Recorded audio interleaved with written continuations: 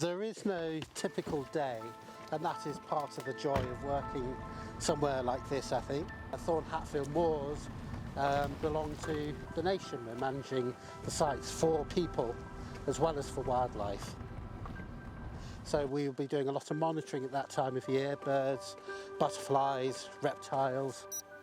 The Moor Space project will also be developing further some innovative ways we've been managing and restoring peat bogs.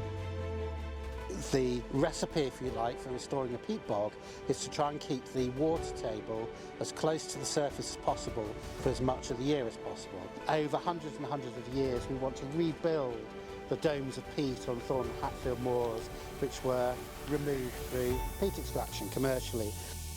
The risk of wildfires is an increasingly important issue as the climate changes. Off-road motorbikes, they can destroy birds' nests. Invasive species like rhododendron can come to dominate even on really quite wet peat bog.